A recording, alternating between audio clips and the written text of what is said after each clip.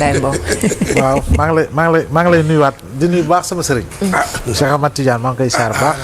ñu war ko amal ñaar fukki fan ak juróom-ñett ci weeru mai lan lañ mën a xaarandi ci dialogue boobu ndax gis nañ ni déjà facilitateur bi mi ngi présenté terme référentiel.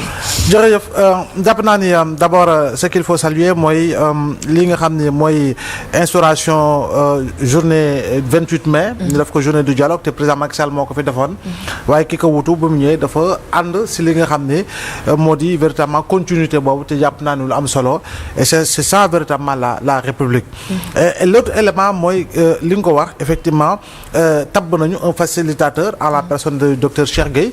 gis nga ni jàpp naa ni déggoo fenn foo xam ne am na koo xam ne ngañ na tànneef boobu parce que tamit nit ki am na profil boo xam ne jàpp naa ni créer na les conditions pour que képp kuy acteur ak fa munti bokk di nga ne effectivement jëmm ji daal répondre na aux critères par rapport ak jaar-jaaram ak gis-gisam ak liggéey moom liggéey ci société civile tàmbalee ko chez ENDA jamono ju muy nekk ak ki nga xamoon ni Jacques Bignoucourt. donc je pense que le choix a été bon, le choix est assez judicieux pour véritablement mën a conduire li nga xam ne mooy wàllu dialogue boobee. dialogue bi nag jàpp naa ni pour man lu am solo la. lu tax mu am solo nekkul dialogue boo xam ne tey jii nii Cheikh Tidiane day toog di sóoraale naan dialogue bi di période bi ñu ko def est-ce que nekkuñu di wut deal comme ni ñu koy taamu waxee est-ce que nekkuñu di wut ay compromission politique véritablement wala transhumelo ay nit wala et cetera mais dañoo def dialogue bi ci benn période boo xam ne dëgg-dëgg li nekk ci kanam amul benn enjeu à caractère électoral et je crois bien que ça c'est important parce que tamit dialogue yi am da ngay gis ni toujours politique yi ñoom ñoo koy jël def ko seen moomeelu bopp justement loin des populations et société civile bi le plus souvent c'est une société civile qui est malheureusement enfarinée donc fii nag société civile bi fii nag ñi nga xam ne ñooy kuréel politique yi d'accord parce que am na ñoo xam ne nee nañu duñ dem waaye ñi d'accord pour dem ak citoyens yi je pense que pour la première fois que docteur Cheikh Gueye wax na ko Mame Khady mi wala yow mi wala Cheikh Tidiane am nga sañ-sañ duggal sa xalaat boobu gars yi war see mën a tenir en compte je crois bien que ça c'est une bonne chose parce que les meilleures idées n'émanent pas forcément du cercle politique. tey jii les meilleures idées peuvent émaner de la population à la base. ki nga xam ne doo ko laaj xalaatam te pourtant mun na joxe loo xam ne yéen ñi di toog pendant des années di ko xalaat di waxtaan moom mu génne loo xam ne mosu leen ko xalaat mosu leen ko waxtaan donc de ce point de vue là. jàpp naa ne lu baax la te li ñuy waxtaanee dafa am solo. le système politique sénégalais. système politique sénégalais lu ñu si mën a andi. lu ñu si mën a développer. lu ñu si mën a jooyanti bari na lool. waaye nag la ñu war a mën a créer les conditions d'un bon encadrement du système politique globalement. par rapport à des réformes yoo xam ne réformes yu am solo la. parce que tamit ñun. chaque jour ma faral wax ko chaque jour je le répète nous avons plus de 400 partis politiques la ñu wax mais 400 partis politiques yi boo nee lii parti politique minorité la si li si ëpp yëpp ay entreprise politique la voilà entreprise politique mooy ki nga xam ne moom récépissé la yor moom lay marchander moom lay waxaalee dem élection buy waajur mu xool ban coalition lay dugg présenter le récépissé suba ñu daal di koy mën a sédd si lii wala tabb ko si la je pense que yooyu yëpp nag war nañ ko soppi pour aller dans le sens réellement d'abord respecter li constitution bi wax parce que 2016 dañoo def référendum ñu ne ci référendum bi dañu ne modernisation des partis politiques waxoon nañ ko ci on a également discuté du choix du statut du chef de l'opposition waxoon nañu tam waxtaanoon nañu ma doonte dugaluñ ko sur le mécanisme de financement des partis politiques mais ay la yëwan loolu yëpp bu ñu ko dëxëñee ak li nga xam ne moo ëpp solo ci sama gis-gis mooy la rationalisation maanaam wàññi xool naka la ñuy fexee ba partis politiques yi daal ñu wàññi leen limiter leen par rapport ak li nga xam ne yàgg nañ ko waxtaanee waaye surtout tibb ci ñaari téere yu am solo téere ba ca jiitu mooy charte de gouvernance démocratique bi nga xam ne assise nationale moo ko tëggoon donte la ñi tëggoon assises yi ñoom seen wàllu bopp ñoom ñëpp dañoo du mooyu woon charte boobee il faut quand même que ñu wax ko ils n'ont jamais pendant ñoom ñëpp bu ñu nekk au pouvoir ils n'ont jamais pratiquement défendu li nga xam ne mooy la mise en œuvre véritablement du mën a lépp ci charte bi waaye au moins yenn ci conclusion charte bi. Je crois bien qu'ils ont tourné le dos et certains malheureusement ont délaissé li nga xam ne mooy liggéey bu am solo bu ñu defoon. sous la conduite de feu suñu maam doyen Amadou Makhtar Mbow. ak ñoom premier ministre Mamadou Lamine Loum et toute l'équipe. waaye comme on dit day toll benn moment boo embourgeoisé woo. yaa ngi dégg am na lu bari yoo xam ne da nga koy fàtte par rapport à des combats. deuxième théorie bi mooy. toujours même équipe bi ak le doyen Amadou Makhtar Mbow liggéey bu am solo bu mu def. par rapport à son engagement patriotique. c'est du lenn muy commission nationale de réforme des institutions. jàpp naa ni am na lu bari loo xam ne waxtaan nañ ko te buñ ci tibbee war nañu mën a andi ay coppite yu am solo sur li nga xam ne mooy système politique du Sénégal. gis nga ko na parti politique yi. bu ñu respecté woon la loi de 81 modifiée en 89 parti politique yu bari disparaître nañu. mbaa dinañ ñam ci juróom wala juróom-benn. non yu bari parce que loi bi dafa la ne parti politique da nga am obligation def dépôt de bilan. ah oui chaque année. oui dépôt de bilan boobu waxuñu yemuñu ci nee nañ la sax dañ ci inclure yeneen mbir lu làmboo ak lu wàllu formation. mais tey ñaata parti ñoo ko fiy respecté tey bu ñu appliqué woon avec rigueur et vigueur la loi de 81 parti yu bari tas nañu. am na voilà problème siège voilà moom lay wax léegi donc parti yooyu. parti Sall la. tey jii maam xale ngi nii ñoom seen parti kër la. moom la ak tontoom ak jarbaatam. jeex na. waaw. siège bi sac bi la. sa élection. voilà siège bi sac bi la. non siège bi sac bi la. sac bi la voilà. yaa ngi élection waa kër bi ñu voté léegi sax tane na internet am na internet développé na da ngay fu nga toog mën nga yónnee sa mail mais avant après bu ñu paree cybercafé la ñuy dem saisir après tirer ko jox ko kenn mu dem distribuer leen ko ñu ne communiqué du bureau politique communiqué du secrétaire exécutif. fekk na boobu bu ñuy ataayee bu ñu añee ba pare di ataayee si biir kër ga la ñu bind communiqué bi. non léegi loolu sax dara mais ñun journalistes ñoo si gën a sonn. parce que chaque jour gars yi envoyé le communiqué via WhatsApp. voilà léegi boo xëyee la matin gars yi jël ko daal di koy reprendre. voilà ko yomb ko donc je pense que dialogue boobu daal war nañu andi yooyu yëpp. pour mën ko waxtaanee. léegi nag ki demul tamit nañu fàttali c'est son droit le plus absolu. mu ne day dem wala du dem waaye nag le plus souvent forme de pression la quelque part pour certains par rapport ak contexte bu ñuy féete. pour mën a nangu dem dialogue wala pour lànk bañ a dem dialogue. mais contexte bi amul benn élection bu ñu dem. non élection bi gën a jege 2027 la. mooy élection locale. tey jii nii booy xalaat présidentielle wala xalaat législative 2029 la mooy àpp bi. élection bi gën a jege mooy élection mairie te boobu 2027 la donc je pense que jamono ji contexte bu ñu nekk c'est un contexte plutôt suñ ko nee bu ñu nee yëngal na yenn chapelle politique yi. mais c'est un contexte de réduction des comptes.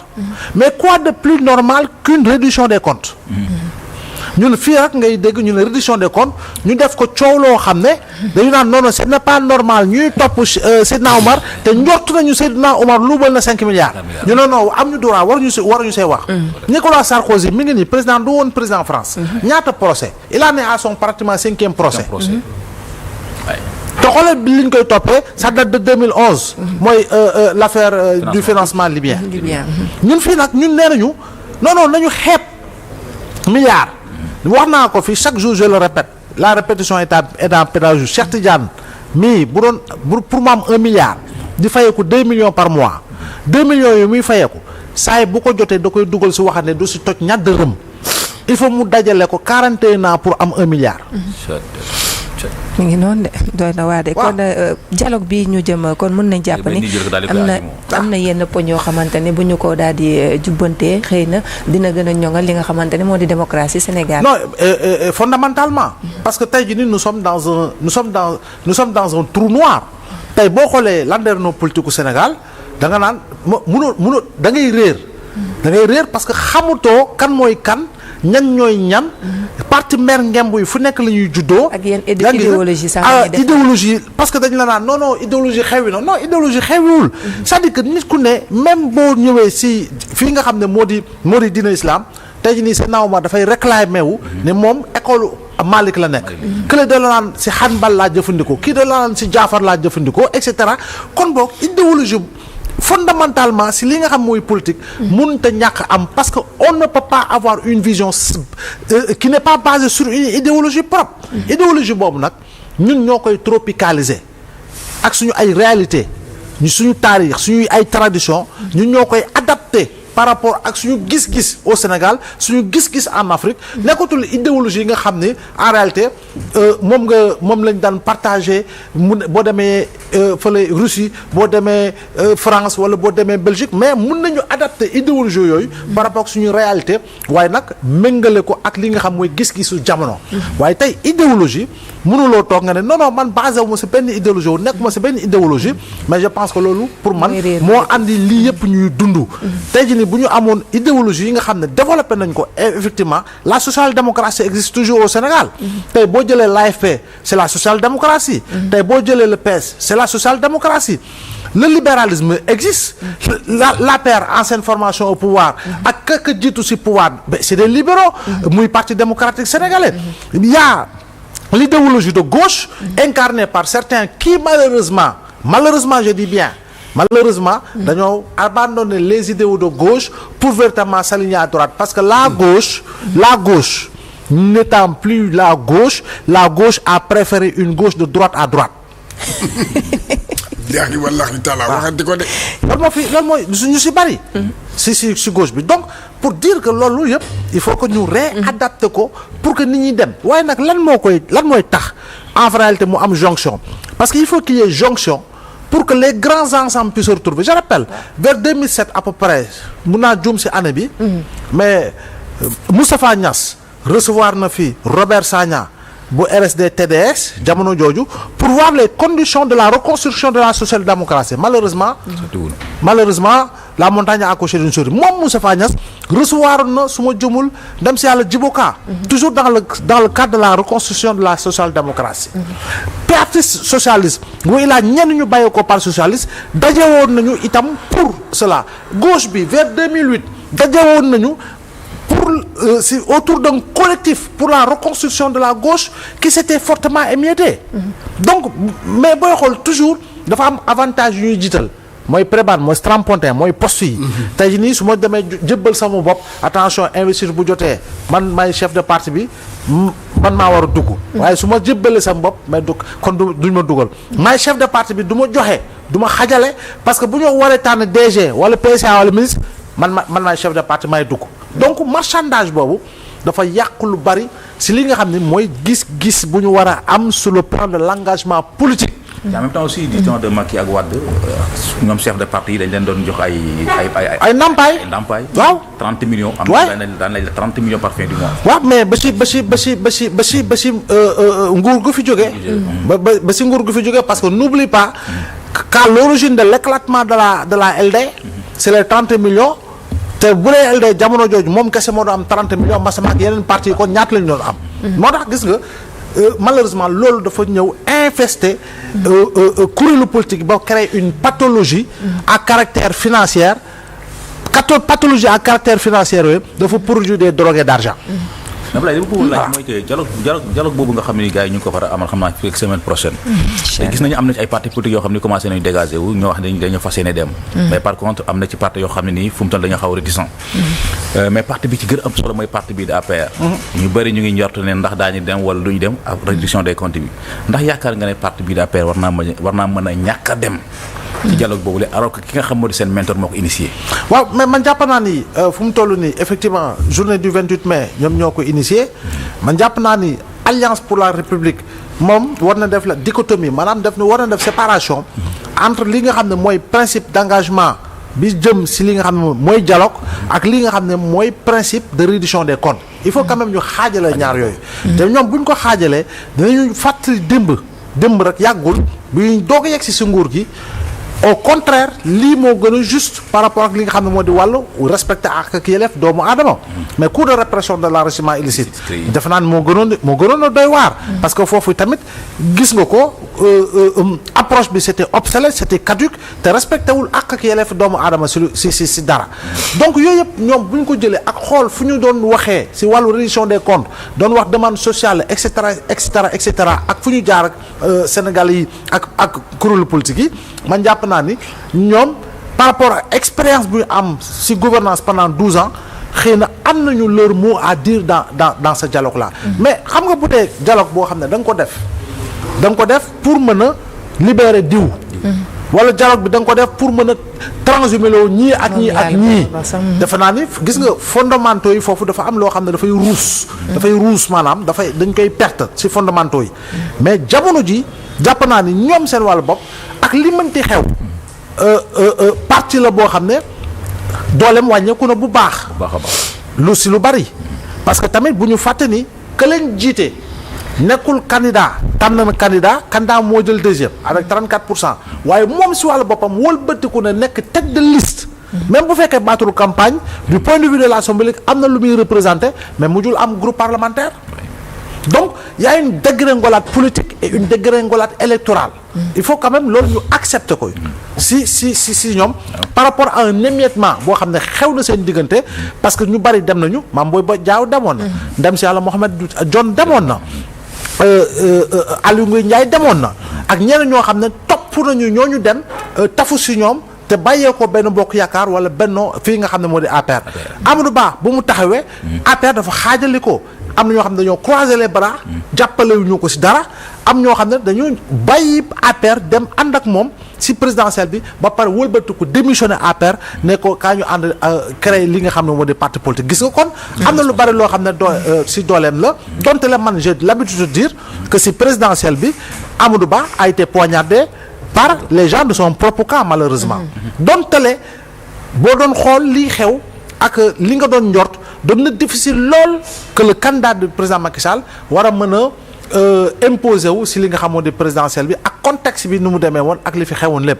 mais l'un dans l'autre bu dee parti socialiste dem na AFP nee na amaana dinaa dem sous réserve dialogue bi inclusif mais je pense que dialogue bi mënta ñàkk inclusif parce que inclusivité la ci jiitu rek mooy le fait que ñu jox baat askan wi ñoom ñu war a mën a wax seen xalaat si li nga xam ne moo jëm si dialogue bi donc jàpp naa ni nag foofu war nañu mën a dem waxtaan surtout que ñoom AFP dañoo bokk si ñuy tabax assises nationales yi partant des consultations citoyennes yi jiitu ñu defoon ko dans l'ensemble des départements du Sénégal donc jàpp naa ni nag ñoom war nañu mën a dem teg war a mën a toog donte comme bokk nañu si gouvernance pendant 12 ans la jiitu gouvernance boobu pendant 11 ans nekk nañu si opposition bi su Wade parce que bul fàtte Niass ak Wade ñi nga xaajale ko 1 an après élection wu 2000 bi donc 11 ans nekk nañu ko si opposition bi 12 ans ñu nekk ko si nguur gi kon bokk man jàpp naa ni kii wutu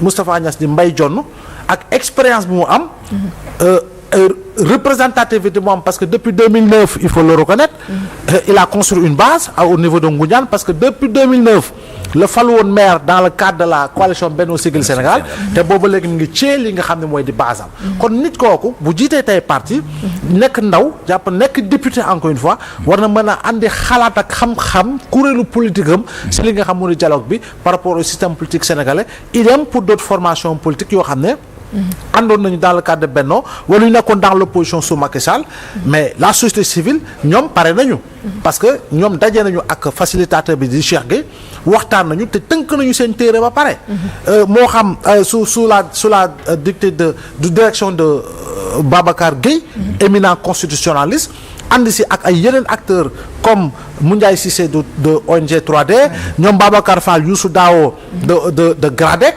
et véritablement yeneen experts yoo xam ne de loin ñi ngi yónnee seen xalaat ku si mel ni ay ñoom Valdiodio Ndiaye ñu nekk di def tour di nekk un peu partout ñu leen di soxla ñoom ñëpp ñu ngi lëkkaloo def téere boo xam ne suba daañu ko yóbbu ci dialogue bi te téere ñoom jàpp nañu sax téere bi ñu yóbbu ci dialogue bi rek buñ ci tënkoo xëy na daañu créer les conditions véritablement pour mën a jooyanti le système politique sénégalais dans sa profondeur donte les acteurs yi waaye lu tax parti yi sax war a gën a dem mooy une révision de certains articles si code électoral bi te man dama koy faral di wax ba tey ji nii démb lu ma doon wax tey ba tey ji dama koy falay sampu article 29 code électoral bi c'est un article liberticide te ñoom seen wàllu bopp war nañu mën a fexe bokk ci dialogue bi ba ñu créer les conditions d'une révision du code électoral donte la ñoom ñoo ko fi defoon ba pare ba ko fi tu vois un peu la ci jiitu après le code consensuel de Kéba Mbaye am na lu bari ci code électoral bi fa la tàmbalee woon waaye tamit ñi fi nekkoon mujjee waat fi nekk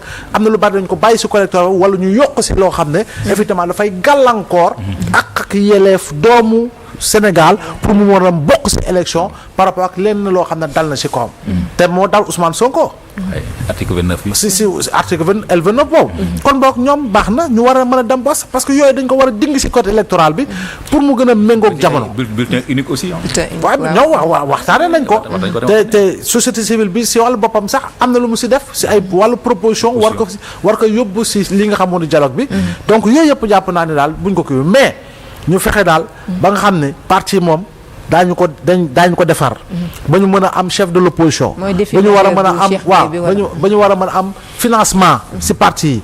ba ñu war a mën a am yeneen règle yoo xam ne dañ koy sumb dugal ko ci parti yi ak organisation mais surtout. fa lay tëjee Seydina Omar. mooy imposé par une loi nañ ko voté daf ko loi. parti politique Sénégal. tu as l'obligation ci période telle nga organiser congrès.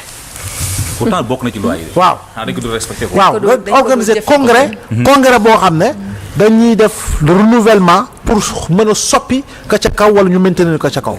ba pare tamit ñu tëjee ko ak li nga xam mooy un encadrement juridique également lié à la naissance des coalitions. jàpp naa ni yooyu tamit war nañ see xalaat parce que coalition gis nga coalition amul benn dénomination juridique coalition day judd rek yeewu nga yeewu rek maa xadi créé parti am ñoo dugg Ablaye Bopp créé parti am ñoo dugg Cheikh Tidiane créé ñoo parti am bu dugg war nañu créer condition d'un encadrement juridique même lié à la naissance des partis politiques pour war ko gën a mën a joyanti. am na solo waxtaan bi jëm ci wàllum dialogue national bi nga xamante ne nag dinañ ko amal 28 mai incha allah semaine bi di ñëw noonu la ñuy demee waxtaanee ak tàggat yaram ak Limina Coach. di yaat ko bis.